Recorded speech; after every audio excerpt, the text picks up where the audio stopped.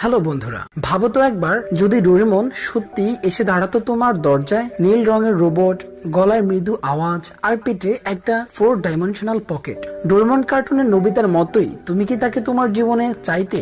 একটা সকালে তুমি ঘুম থেকে উঠে দেখলে বিছানার পাশে বসে আছে নীল এক রোবট। সে বলল, ভয় পেও না, আমি ডোরেমন, তোমার ভবিষ্যৎ নষ্ট হতে চলেছে, তাই আমি এসেছি। তুমি প্রথমে ভয় পেলে, কিন্তু ধীরে ধীরে বুঝতে পারলে সে তোমাকে সাহায্য করতে এসেছে, তোমার ভুলগুলো শোধরাতে, তোমাকে সাফল্যের পথে চালতে। ডোরেমন তার পকেট থেকে বের করলো এনিওয়েডোর। তুমি দরজা খুলে দেখলে তুমি এখন মালদ্বীপে দাঁড়িয়ে। তারপর বের করলো টাইম ক্লথ। তুমি পুরনো ভাঙা খেলনা অথবা তোমার হাতের ঘড়িটা আবার নতুন করে পেলে। আর তুমি চাইলে সে তোমাকে মেমোরি ব্রেক দিত, যা মুখে দিলেই বইয়ের সব পড়া মনে হয়ে যেত। কিন্তু এই গ্যাজেট গুলো শুধু খেলনা না, এই গ্যাজেট গুলোর পেছনে আছে মানসিক শক্তি, সময়ের মূল্য আর দায়িত্ব।